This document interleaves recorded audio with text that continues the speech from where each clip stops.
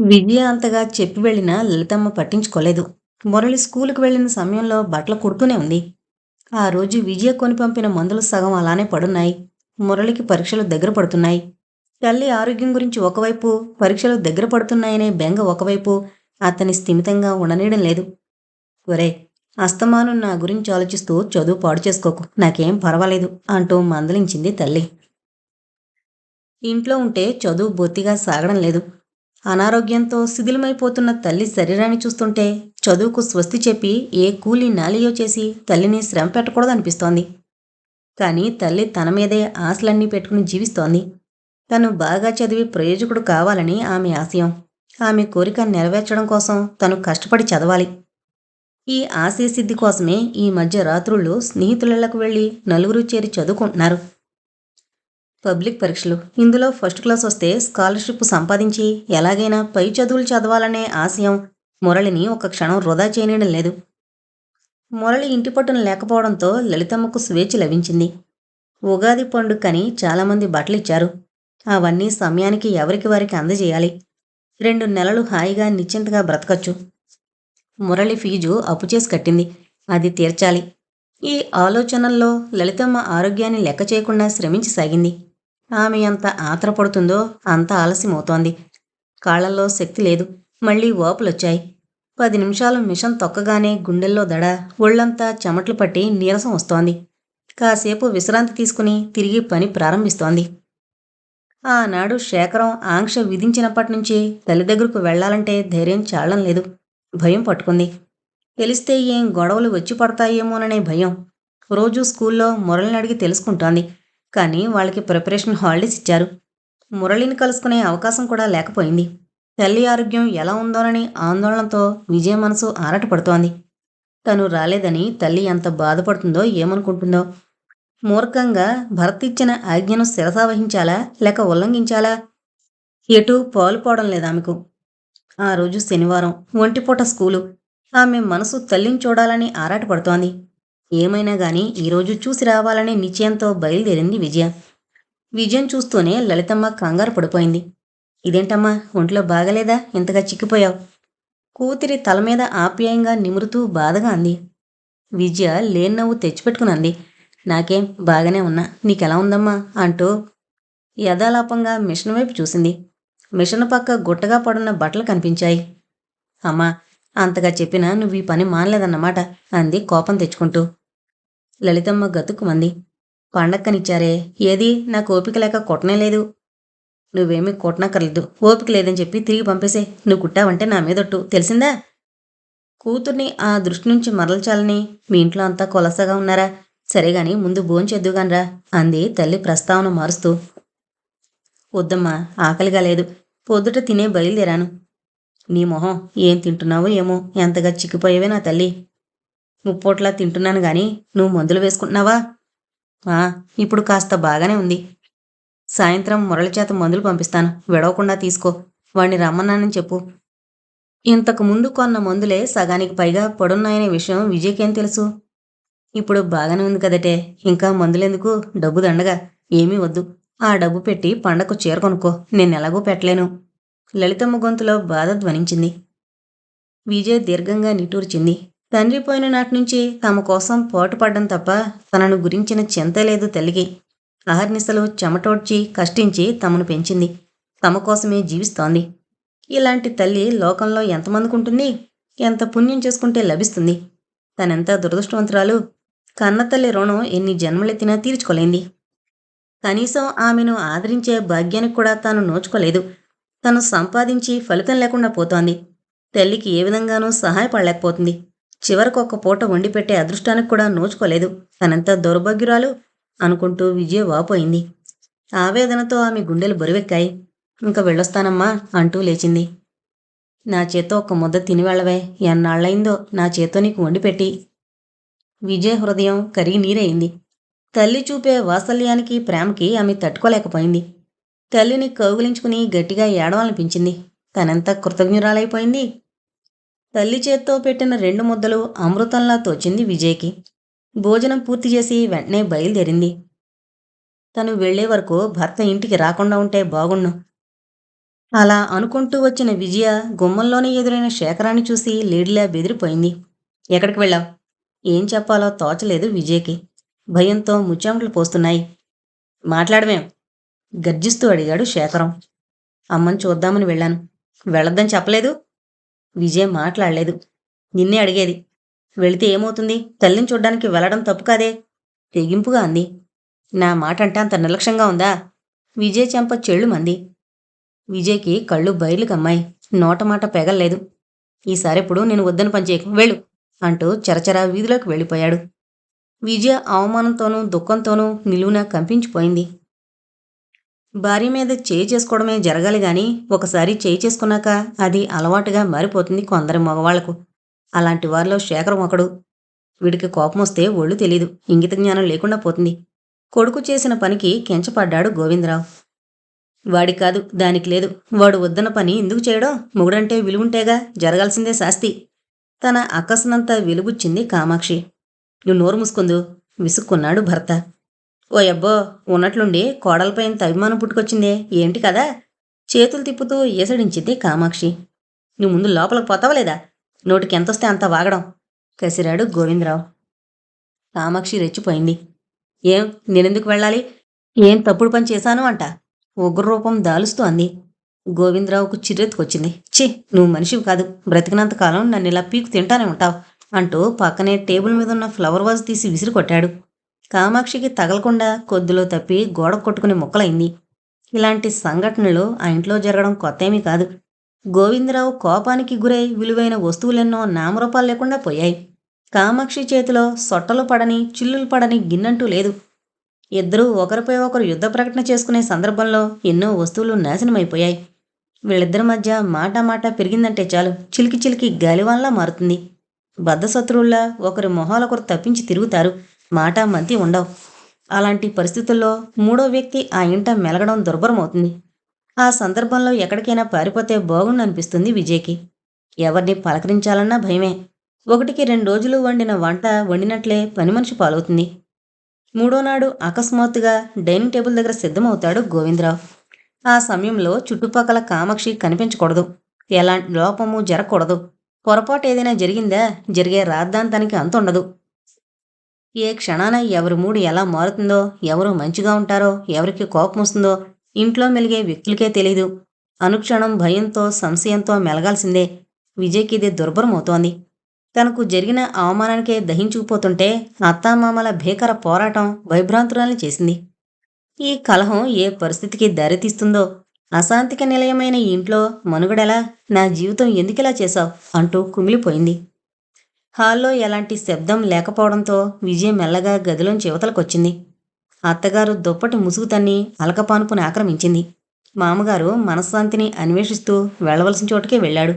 అర్ధరాత్రికి మైకంలో వచ్చి మత్తుగా నిద్రపోతాడు. విజయ చీపురు తీసుకుని గది శుభ్రం చేసి వంటగదిలో ప్రవేశించింది. యాంత్రికంగా పనులు చేస్తోంది గాని ఆమె మనసు వికలంగానూ శూన్యంగానూ ఉంది. ఆ రాత్రి ఎవరూ భోజనాలు చేయలేదు. శేఖరం కోసం ఎదురు చూసి చూసి అలాగే పడుకుని నిద్రపోయింది విజయ. రాత్రి 11 కావస్తోంది. శారద నిద్రలేక పుస్తకం చదువుతూ పడుకుంది. కానీ మనసు పుస్తకం మీద లగ్నం కావడం లేదు. 2 ఉత్తరాలు రాసినా శేఖరం జవాబు ఇవ్వలేదు. తనెంత చులకనైపోయింది. మగవాడి దృష్టిలో స్త్రీకి విలువలేదా? తన జీవితం అధోగతి పాలైంది. తన విషయం తెలిసిన తర్వాత మావయ్య తన మంచి చెడ్లు కనుక్కోవడమే మానేశాడు. తను మొహం చెల్లక వెళ్లడం మానుకుంది. సెలవుల్లో ఎక్కడికి వెళ్ళడానికి తనకు నానేవారు లేరు. తను ఎవరికోసం, ఎందుకోసం బ్రతుకుతున్నట్లు శేఖరాన్ని ఆరాధించింది, మనసిచ్చింది. కానీ శేఖరం పరాయివాడైపోయాడు. తను మరొకరిని పెళ్ళాడలేదు. ఈ జీవితానికి అర్థం లేదు. స్త్రీ జన్మ ఎత్తినందుకు సార్థకత లేదు. స్త్రీ కోరుకునే మాతృత్వానికి, మమతలకి దూరమైపోయింది. శారద కళ్ళ నుంచి 2 కన్నీటి బిందువులు జారి దిండు మీద పడ్డాయి. వీధి తలుపు ఎవరో తడుతున్న చప్పుడు విని త్రుళ్ళిపడి లేచింది. ఇంత రాత్రివేళ ఎవరై ఉంటారు? భయపడుతూనే వెళ్లి తలుపు తీసింది. ఎదురుగా శేఖరం. ఓ మీరా, ఎవరోనని భయపడ్డాను. ఇలా దయచేసరేమిటి? పొరపాటున సూర్యుడు పడమటను ఉదయించలేదు కదా అంది ఆశ్చర్యాన్ని దాచుకుంటూ హేళన ధ్వనించే కంఠంతో.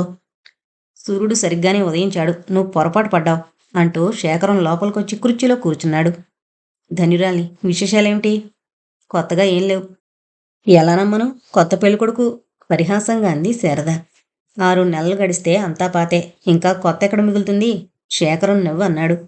చాల్లేండి మాటలు. విజయన్ గురించి చెప్పండి వింటాను అంటూ మంచం మీద కూర్చుంది. ఎందుకో అంత కుతూహలం. లేదా మరి ఎన్నాళ్ళు నన్ను మరిపించేసిందంటే ఆమెలో ప్రత్యేకత ఉండుండాలి. శేఖరం మాట్లాడలేదు. ఉత్తరాలకి జవాబైనా ఇవ్వలేదు. విజయ్కి అన్యాయం చేసినట్లవుతుందని భయపడ్డారా? లేదు. నేనే వస్తున్నాను కదా అని రాయలేదు. పోన్లేండి ఆ మాత్రం దయ కలిగింది అంది నిట్టూరుస్తూ. విజయ్ సంగతులు చెప్పరా? తిరిగి అడిగింది. ఏమున్నాయి చెప్పడానికి?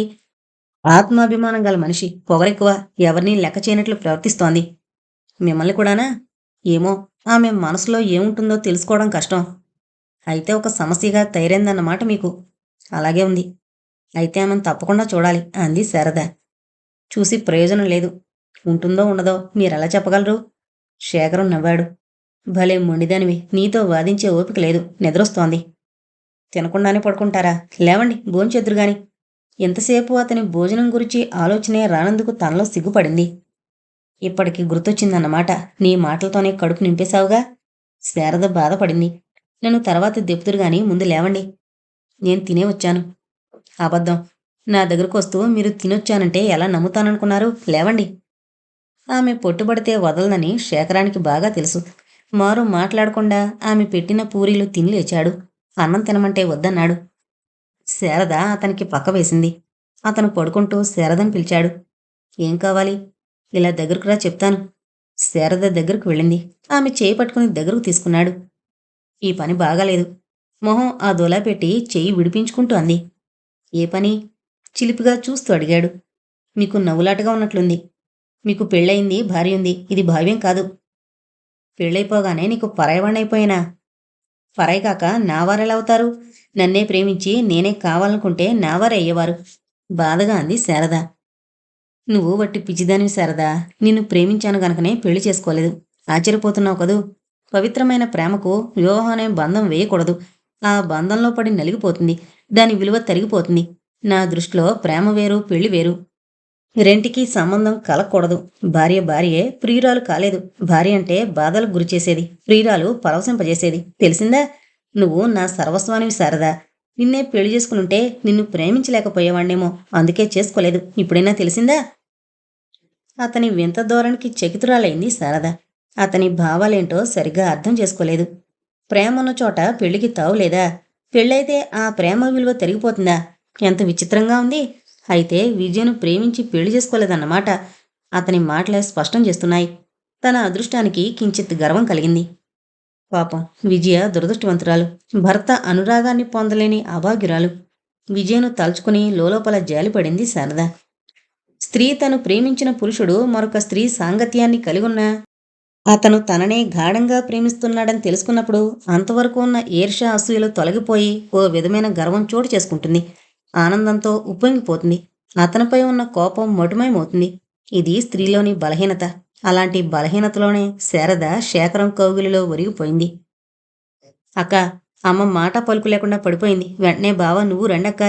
మురళి కళ్ళల్లో నీళ్లు నిండాయి. విజయ గాబరా పడింది. డాక్టర్ని పిలుచుకొచ్చావా? అడిగింది. లేదు, ముందు మీకోసం పరిగెత్తుకొచ్చాను. నాకేమీ తోచలేదు.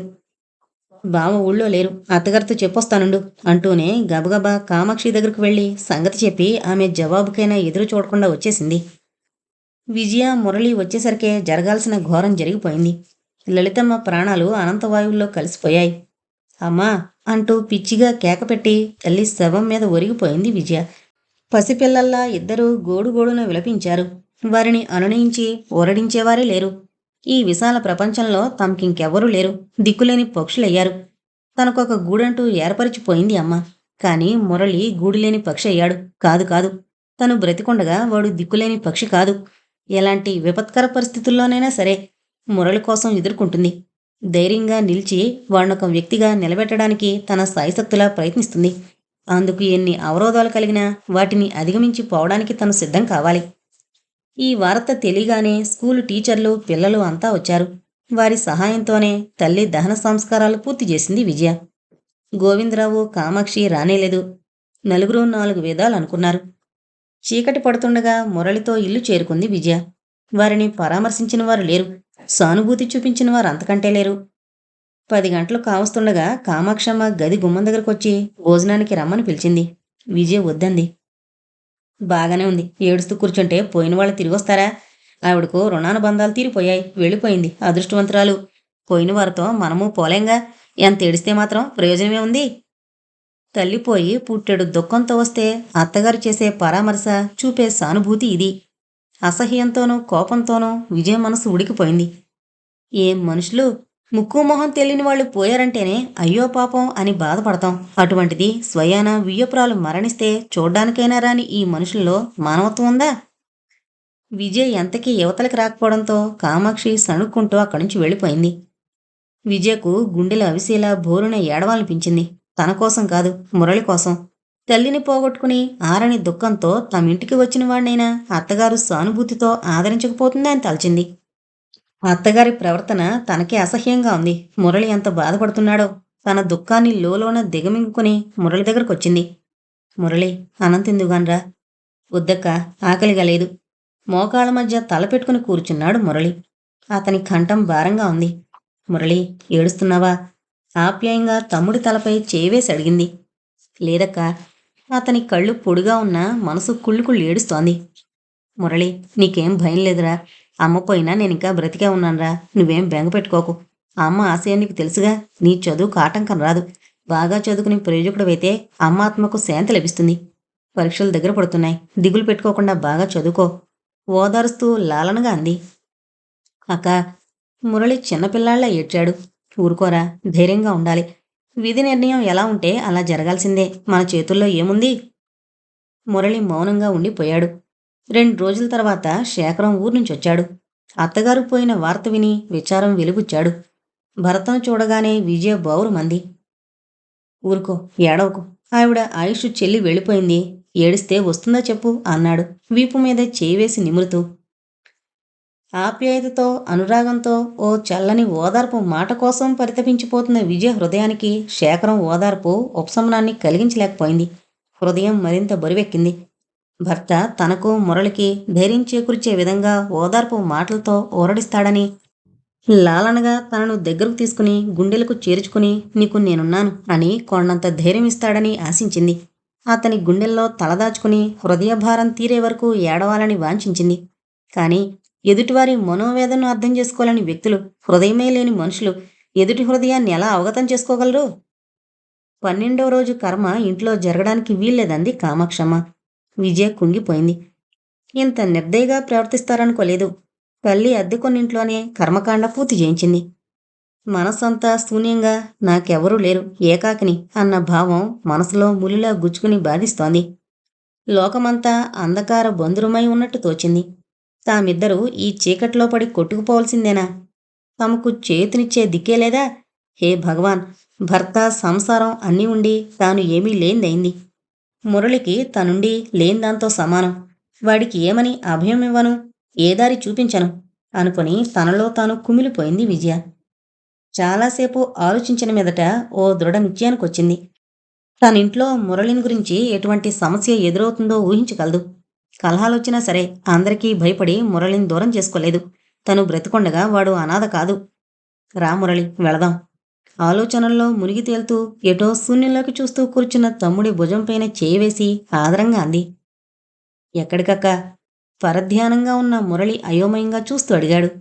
ఎక్కడికేంట్రా, మా ఇంటికి. నువ్వెళ్ళు, నేను రాను. తెల్లబోయింది విజయ. మురళి ఎందుకు రానంటున్నాడో అర్థం కాలేదు. నీకేమైనా మతిపోయిందా? నిన్ను విడిచిపెట్టి నేనెలా వెళతాననుకున్నావు?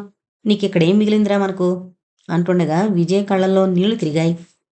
నీకు తెలీదక్క, నాకేం, నేను ఎలాగైనా బ్రతకగలను. కానీ నా వల్ల నువ్వు అనవసరమైన చిక్కుల్లో పడ్డం నాకిష్టం లేదు.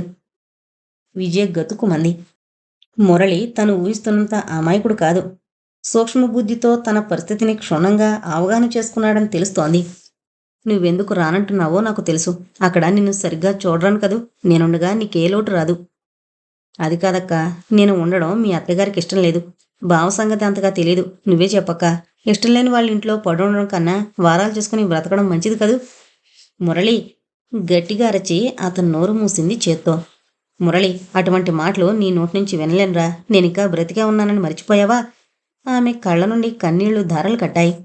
క్షమించక్క, నిన్ను బాధ పెట్టాను. నొచ్చుకుంటూ అన్నాడు. సరే వస్తా పద. అక్క కోసం ఆత్మాభిమానాన్ని చంపుకొని విధిగా లేచాడు మురళి. ఇంట్లో ఉన్న కొద్ది సామాను రిక్షా మీద వేయించుకుని చీకటి వేళ మురళిని వెంటబెట్టుకుని వచ్చింది విజయ. గోవిందరావు ఇంట్లో లేడు. కామాక్షమ్మ చేటలో బియ్యం పోసుకుని రాళ్ళు ఎరుతోంది. వీళ్ళని చూడగానే మొహం మార్చుకుని మూతి 3 వంకరలు తిప్పింది. విజయ గమనించినట్లే సామాన్లు లోపల పెట్టించి రిక్షా వాళ్లకు డబ్బిచ్చి పంపి మురళితో గదిలోకి వెళ్ళిపోయింది. ఈ నిర్లక్ష్య ప్రవర్తన కామాక్షమ్మకు పుండు మీద కారం చల్లినట్లయింది. దిక్కులేని వాళ్ళందరికీ ఇల్లు ధర్మసత్రమైపోయింది. ఉన్నానుగా వండి వార్చి పోయడానికి. బిగ్గరగాని వంటగదిలోకి రుసరుసలాడుతూ వెళ్ళిపోయింది. విజయ మనసు కలుక్కుమంది. ఏడుపొచ్చింది. మురళి విన్నాడేమోనని లజ్జాభిమానాలతో కుచించుకుపోయింది. చెదిరిన మనసును కూడదీసుకుని మురళి దగ్గరకు వెళ్ళింది. ఆ మసక చీకట్లో మురళి మొహం సరిగ్గా కనిపించలేదు. మురళి మెల్లగా పిలిచింది. మురళి ఉలిక్కి పడ్డాడు. విజయ తన కన్నీళ్లు చూసిందేమోనని భయపడ్డాడు. కామాక్షమ్మ మాటలు అతన్ని గాయపరిచాయి. హృదయం బాధగా ఆక్రోశించింది. తల్లే బ్రతుకుంటే ఈ ఇంట్లో కాలు పెట్టే అవసరం ఉండేది కాదు. అక్క మనసు కష్టపెట్టడం ఇష్టం లేక విధిలేక రావాల్సొచ్చింది. శాశ్వతంగా ఉండడానికి రాలేదు. ఆ విషయం కామాక్షమ్మ తెలుసుకుంటే బాగుండు. 4 రోజులుండి పోయేవాడు తను. కాని అక్క జీవితాంతం ఈ ఇంట్లో ఉండవలసిందే. ఈ హృదయం లేని మనుషుల మధ్య ఎలా ఉండగలుగుతుందో ఆమె భవిష్యత్తు ఊహించడానికే భయంగా ఉంది. పుట్టింది మొదలు ఎవరిచేత పల్లెత్తు మాట పడి ఎరుగుని అక్క వీరి మాటల్ని ఎలా భరిస్తోంది? ఒక క్షణం ఒక యుగంలా ఉందే తనకి. అక్క ఎలా నిలవగలుగుతోందో? ఈ నరకంలోంచి ఆమె బయటపడే మార్గమే లేదా? ఎడతెరిపిలేని ఆలోచనలతో సతమతమైపోతున్నాడు మురళి. మురళి మళ్ళీ పిలిచింది విజయ. ఏంటక్క? భోంచేద్దుగాన్రా. ఆకలిగా లేదు. ఆకలైనంతే తిను. చూడు మురళి, ఒక్క మాట. మానవులందరూ ఒకేలా ఉండరు. కొందరు మనిషిని మనిషిగా చూడగలరు. సహకార సానుభూతులతో అర్థం చేసుకునే సహృదయులున్నారు. తోటి మనిషిని మనిషిగా చూడలేని కఠిన హృదయులు. వాళ్ల స్వార్థం తప్ప మరొకరి మంచిని చూసి సహించలేరు. ఈ ఇంట్లోని వ్యక్తులు అంతే. వారి మాటలు పట్టించుకుంటూ కూర్చుంటే క్షణం నిలవలేం. ఈ చెవిన విని ఆ చెవిన వదిలేయాలి. బాధపడుతూ అంది విజయ. అక్కను బాధ పెట్టడం ఇష్టం లేక మౌనంగా భోజనానికి లేచాడు మురళి. రాత్రి చాలా పొద్దుపోయాక వచ్చాడు శేఖరం. విజయ భోజనానికి రమ్మంటే వద్దని కసురుకున్నాడు. ఆమె మౌనంగా వెళ్ళి పడుకుంది. విజయ పిలిచాడు శేఖరం. పిలిచారా? లేచి అతని దగ్గరకొస్తూ అడిగింది. మురళిని తీసుకొచ్చావా? అవును. అమ్మనడిగావా? విజయ్ మాట్లాడలేదు. అమ్మకిష్టం లేదు. అతన్ని ఎక్కడైనా ఉంచితే బాగుంటుందేమో. విజయ్కు దుఃఖం కోపం వస్తున్నాయి. అతి కష్టం మీద నిగ్రహించుకుంది. ఎక్కడుంచమంటారు? మనం తప్పించి వాడికి ఎవరున్నారు? శేఖరం జవాబు ఇవ్వలేదు. చూడండి, అంత సునాయాసంగా మీరు చెప్పగలిగారు. తల్లిని పోగొట్టుకుని దుఃఖంతో వాడు అలమటిస్తుంటే తోడ పుట్టిందాన్ని ఎలా వదిలేయను? చూసేవాళ్ళైనా హర్షిస్తారా? నీ ఇష్టం. అమ్మకిష్టం లేని పని చేయడం నీకు మంచిది కాదు. మీ అమ్మ ఇష్టమే గాని మన ఇష్టాయిష్టాలతో ప్రమేయం లేదా? అమ్మ పోగానే వీడిని దిక్కులేని పక్షం చేసి వదిలేయమంటారా? చెప్పండి, మీకది సబబుగానే తోస్తోందా? ఉద్వేగంతో అడిగింది విజయ. శేఖరం ఏమనుకున్నాడో మౌనంగా ఉండిపోయాడు. మురళి పరీక్షలైపోయాయి. ఎలా రాసావురా అని అడిగితే బాగానే రాశాను అన్నాడు. కానీ మురళికి క్లాస్ వస్తుందనే నమ్మకం లేదు. ప్రశాంతమైన వాతావరణం ఉండి మనసు నిర్మలంగా ఉంటేనే కదా చదువు సాగేది. ఏ రోజు మురళికి చెద్దన్నం తప్పించి వేడన్నం పెట్టిన పాపాన పోలేదు కామాక్షమ్మ. చదువుకోవడానికి కూర్చోగానే ఏదో ఒక పని కల్పించేది. చేయనంటే ఏమనుకుంటారోనన్న బెరుకుతో చెప్పిన పని చేసేవాడు.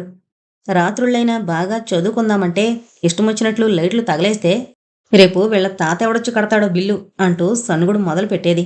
మొదట్లో అక్క మాట మీద పట్టించుకోకపోయినా రోజూ చెవిలో జోరీగలా పూరు పెడుతుంటే ఎంతకని భరించగలడు?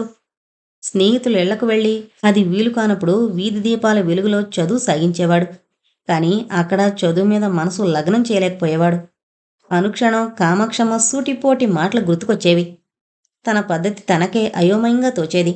ఈ జైల్లో నుంచి విముక్తి ఎప్పుడోనని తలపోశాడు. విజయను తలుచుకుని బాధపడేవాడు. అక్క జీవితం ఏ విధంగా గడుస్తుంది? ఇదే ప్రశ్న వెన్నంటి మనసుకు స్థిమితం లేకుండా పోయింది. ఈ కారణాల వల్లనే మురళి ఆశించిన విధంగా క్లాసు తెచ్చుకోలేకపోయాడు. బాధపడ్డాడు.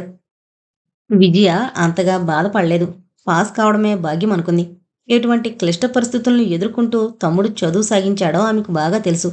దిగులు పెట్టుకోవద్దని మురళికి ధైర్యం చెప్పింది. కానీ మురళి లోలోపల కుంగిపోయాడు. భవిష్యత్తు గురించి ఎన్నో కలలు కన్నాడు. ఫస్ట్ క్లాసులో పాస్ అవ్వాలని ఎన్నో ఆశలు పెట్టుకున్నాడు. కానీ తన ఆశలన్నీ నిరాశలయ్యాయి. కాలేజీలు తెరిచే వరకు ఇంట్లోనే గోళ్లు గిల్లుకుంటూ కూర్చోవాలంటే కష్టంగా ఉంది మురళికి. దిక్కులేనివాడని మా నెత్తిన శనిగ్రహంలా దాపురించాడని కామాక్షమ్మ అనుక్షణం ఎత్తి చూపుతూ ఇరుగు పొరుగుతో చెప్పి హీనపరుస్తుంటే మురళి లేత హృదయం అలవిగాని బాధతో తల్లడిల్లిపోయేది. ఆత్మాభిమానంతో మనసు కొతకొత ఉడికిపోయేది. ఏం చేయడానికి తోచేది కాదు. పంజరంలో పక్షిలా గిలగలాడిపోయేవాడు. స్కూళ్లు తెరిచారు. కాలేజీలకింకా వ్యవధుంది. మురళి చేత 2-3 కాలేజీలకు సీటు కోసం అప్లై చేయించింది విజయ. ఆ రోజు జరిగిన సంఘటన మురళి అభిమానాన్ని దెబ్బతీసింది.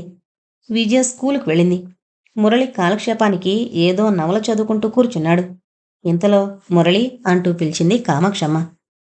చదువుతున్న పుస్తకం టేబుల్ మీద పెట్టి యువతలకొచ్చాడు మురళి. ఏం కావాలత్తయ్యా? చూడ్నాయనా, ఈరోజు పాలేరుగాడికి ఏం రోగం పుట్టిందో రాలేదు. అప్పుడే జాం పొద్దెక్కింది. కాస్త గొడ్లను విప్పేసి పాక శుభ్రం చేద్దు. మురళికి ఒళ్ళు మండిపోయింది. గొడ్లనైతే విప్పొచ్చు, కాని పాక శుభ్రం చెయ్యాలా? ఏంటి ఉద్దేశం? ఆమె కళ్లకు తనింత నీచంగా కనబడుతున్నాడా? నేనేం పాలేరుగాడనుకుంటోందా? నాకు చేతకాదు అన్నాడు కోపాన్ని అణుచుకుంటూ. ముప్పోట్ల 3 కంచాలు లేపడం చేతనవునా? కామాక్షమ్మ మండిపడుతూ వెటకారంగా అంది. నువ్వు ఏడ్చిపోవడానికి నేను మీ తిండేమి తినలేదు. మురళి సహనాన్ని కోల్పోయాడు. అవునరా, నీ బాబు సంపాదించి పెట్టిన ముల్లె మూలుగుతోంది. సిగ్గులేకపోతే సరే. పేరగా కూర్చుని తినడానికి నీ అబ్బ సొమ్ముంది ఇక్కడ. దిక్కులేని వేదవులందరినీ ఇంట్లో చేరిస్తే నెతికెక్కరు. కాస్త మర్యాదగా మాట్లాడండి. ఓ అబ్బో, నీకు మర్యాద కూడా ఇవ్వాలా? నా పంచన పడుంటూ నన్ను ఎదిరిస్తావా? పో నా ఇంట్లోంచి. దిక్కున చోట చెప్పుకో. నీ అక్క అలసి చూసుకుని పేలుతున్నావా? దాని అంతూ తేలుస్తాను. పిచ్చి పిచ్చి వేషాలు నా దగ్గర కుదరవు. ఎదురు చెప్తే దాన్ని ఇంట్లోంచి గెంటేస్తాను. ఎవడు అడ్డమొస్తాడో చూస్తాను. ఈ కామాక్ష అంటే ఎవరనుకుంటున్నావో? బుసలు కొట్టసాగిందామె. ఉద్రేకం పొంగులు వారిన వివేకాన్ని కోల్పోలేదు మురళి. ఆమెతో తగదా పెట్టుకుని నెగ్గడం కష్టం. అదీకాక 4 రోజులుండి పోయేవాడు తను. ఎల్లకాలం ఇక్కడే ఉండాల్సింది విజయ. ఆమె క్షేమాన్ని కోరాల్సినవాడు తను. మురళి జవాబు చెప్పకుండా అక్కడి నుంచి వెళ్ళిపోయాడు. వేలెళ్ళేడు వెధవ, ఎంత పొగరు!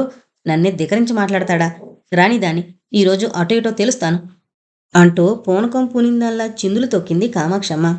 సాయంత్రం విజయ స్కూల్ నుంచి వచ్చేటప్పటికి ఇల్లు నిశ్శబ్దంగా ఉంది. వరండాలో గోవిందరావు పడకుర్చీలో పడుకుని పేపర్ చదువుకుంటున్నాడు. కామాక్షమ్మ పెత్తనాలకు వెళ్ళినట్టుంది. మురళి అప్లై చేసిన కాలేజీల్లో ఒక దాంట్లో సీటు దొరికింది. ఆ కబురు తమ్ముడికి ఎప్పుడు చెప్పాలా అన్న ఆతృతతో వచ్చింది విజయ. మురళి ఇంట్లో లేడు. విజయ నిరుత్సాహంగా గదిలోకి వెళ్ళి చేతిలో పుస్తకాలు టేబుల్ మీద పెడుతుండగా పేపర్ వెయిట్ కింద మడిచిన కాగితం, దానిపై అక్కకు అని రాసుండడం చూడగానే విజయ గుండెలు దడదడా కొట్టుకోసాగాయి. తెలియని భయం ఆవహించింది. ఉణికే చేతులతో కాగితం తీసి మడత విప్పింది. కళ్ళు మసకలు కమ్ముతుండగా ఎలాగో నిలదొక్కుని చదవసాగింది. ప్రియమైన అక్కకు, నీతో చెప్పి నిన్ను ఒప్పించి వెళ్ళడం అసాధ్యమని తెలుసు. అందుకే చెప్పకుండా వెళ్ళిపోతున్నాను. ఎక్కడికో నాకే తెలీదు. నన్ను క్షమిస్తావు కదూ? ఆత్మాభిమానాన్ని చంపుకొని వ్యక్తిత్వం లేని మనిషిగా బ్రతకలేను. తోటి మానవుల్లో మానవుడిగా చూడలేని, ఆదరించలేని, మానవత్వం లేని మనుషుల మధ్య జీవించలేను. ఈ రకం మనుషుల మధ్య మనుగడ కంటే ఏ చెట్టు కిందో తలదాచుకోవడం మేలు. నువ్వు బాధపడతావని తెలుసు. కానీ ఆత్మవంచన చేసుకుంటూ అనుక్షణం అవమానాలు పొందుతూ జీవోత్సవంలా బ్రతికే కంటే చావే మేలనిపిస్తోంది. కానీ చావలేను. నీకోసం బ్రతికే ఉంటాను. జీవితంలో ఎన్ని కష్టాలన్నా ఎదురవని అన్నిటినీ ధైర్యంగా ఎదుర్కోవడానికి సిద్ధపడి ఆ నరకంలోంచి బయటపడ్డాను. నేను స్వార్థపరుని. నిన్ను వదిలొచ్చేశాను. ముందు నేను బయటపడితే ఆ తర్వాత నిన్ను ఆ నరకం నుంచి బయటకు తీసుకురాగలనని ఆశ. 4 నెలలే నేను భరించలేకపోయాను. అటువంటిది జీవితాంతం నువ్వు ఆ ఇంట్లో ఎలా భరించగలవక్క? నిన్ను తలుచుకుని కుమిలిపోని క్షణం ఉండేది కాదు. ఇన్నాళ్ళు ఓపిక పట్టానంటే కారణం నిన్ను ఆ హృదయం లేని మనుషుల మధ్య ఒంటరిగా వదిలి వెళ్ళలేక. కానీ పరిస్థితులు నా సహనానికి పరీక్ష పెట్టాయి. ఎదుర్కొనే శక్తి లేదు. అందుకే వెళ్ళక తప్పడం లేదు. నన్ను మనసారా క్షమిస్తావనే ఆశిస్తున్నాను. నా వల్ల నువ్వు కష్టాలు పాలవడం సహించలేను. నేను మగవాణ్ణి. జీవితంలో ఎలాంటి పరిస్థితులనైనా, ఎన్ని కష్టాలైనా భరించి ఎదుర్కోగలను. ఏ విధంగానైనా బ్రతకగలను. కానీ నువ్వు ఆడదానివి. నీకో నీడ అవసరం. ఆ నీడ లేనినాడు ఎన్నో సమస్యలను ఎదుర్కోవాల్సి వస్తుంది. బ్రతుకు భారమవుతుంది. భర్త అనే గొడుగు కింద స్త్రీకి నీడ లభిస్తుంది, ఆశ్రయం ఉంటుంది. అది లేనినాడు స్త్రీ జీవితం దుర్భరమే కాక హాస్యాస్పదము, నవ్వుల పాలవుతుంది. నీ జీవితం అలా కాకూడదనే నా అభిలాష. నీ శ్రేయస్సు కోరే నేను వెళ్ళిపోతున్నాను. నన్ను అపార్థం చేసుకోక క్షమిస్తావని తలుస్తాను. నీ జీవితం సుఖంగా, సంతోషంగా, పచ్చగా ఉండాలని నా కోరిక. భగవంతుణ్ణి అదే కోరుతూ ఉండే నీ తమ్ముడు మురళి. ఉత్తరం పూర్తి చేసిన విజయ మురళి అని పిచ్చిదానిలా అరిచి కింద కూలబడిపోయింది. ఎంత పనిచేశావు మురళి, ఒక్క మాటన్నా నాతో చెప్పకుండా వెళ్ళిపోయావా? వాళ్ళ మాటలు పట్టించుకుని ఈ అక్కను నిర్దాక్షిణ్యంగా వదిలిపోయావా? అయిన వారే ఆదరించి ఆశ్రయం ఇవ్వకపోతే నిస్వార్థంతో నిండున్న ఈ లోకంలో నిన్నెవరు ఆదరిస్తారు, ఆశ్రయమిస్తారు? నానే దిక్కు లేకుండా ఎలా బ్రతకగలవు? అమ్మ నీ మీద పెట్టుకున్న ఆశలన్నీ అడియాసలు కావలసిందేనా? దుఃఖభారంతో విజయ హృదయం పగిలిపోయింది. ఆమె హృదయం మురళి అని ఆక్రోశించసాగింది. శేఖరం వచ్చి గదిలో లైటు వేసేదాకా చీకట్లో శిలాప్రతిమలా కూర్చుండిపోయిన విజయ లైటు కాంతిని చూడలేక కళ్ళు మూసుకుంది. మురళి రాసిన ఉత్తరం భర్త కంట పడుతుందేమోనని భయపడిపోయింది విజయ. దాచడానికి ప్రయత్నించడం వృధా ప్రయాస. అతను చూడనే చూశాడు. ఏంటా ఉత్తరం అంటూ వచ్చి భార్య చేతిలోంచి ఉత్తరం తీసుకున్నాడు. ఉత్తరం చదువుతుండగా మొహంలో మారే రంగుల్ని పరిశీలిస్తూనే ఉంది. క్రోధావేశాలతో అతని మొహం కందగడ్లా మారింది. కళ్ళు పటపటా కొరుకుతూ సరున చింపి పారేశాడు. ఇవన్నీ నువ్వు నేర్పిన పాఠాలే కదా? కాలితో ఒక్క తన్ను తన్నాడు శేఖరం. విజయ త్రుళ్ళి నేల కరుచుకుంది. ఈ వెధవకింత అహంకారమా? వీడి దృష్టికి మేం మనుషులం కామా? పోగొరబోతు వెధవ, పోని అడుక్కు తింటాడు. పళ్ళు నూరుతూ విజయను జుట్టు పట్టుకుని వంగదీసి కసితీరా బాది బయటకు వెళ్ళిపోయాడు శేఖరం. విజయకు జీవితం మీద ఎక్కడలేని అసహ్యము కలగసాగింది. తను ఎవరికోసం బ్రతకాలి? మనిషిని మనిషిగా చూడలేని ఈ మనుషుల మధ్య తనెలా బ్రతకగలదు? ఎంతకాలం ఈ దుర్భర బాధల్ని భరిస్తూ అవమానాలు పొందగలదు? అనురాగం లేదు, ఆదరణ లేదు. చివరికి తననొక వ్యక్తిగా కూడా పరిగణించలేని భర్తతో కాపురం చేయడం ఎలా? మనసులు కలవని ఈ మనుగడకు అర్థమే ఉంది. ఆమెకు చచ్చిపోవాలనిపించింది. తను చావలేదు. తన గర్భంలో రూపురేఖలు దిద్దుకుంటున్న తన ప్రతిరూపాన్ని క్రూరంగా హత్య చేయలేదు. స్త్రీ సహజమైన మాతృత్వపు మమతానుబంధం ఆమెను బంధించి వేసింది. ఎక్కడలేని నిస్సత్తువ ఆమెను ఆవహించింది. భగవాన్, నా బోటి అభాగ్యులకు సంతానాన్ని ఎందుకు ప్రసాదిస్తావు? ఈ నిర్భాగ్యురాలి కడుపున పుట్టిన వారు పొందే సుఖం ఏమిటి అనుకుని కుళ్ళి కుళ్ళి ఏడ్చింది. మురళి వెళ్ళిపోయడం తెలిసి శని విరగడైపోయిందని సంతోషించింది కామాక్షమ్మ.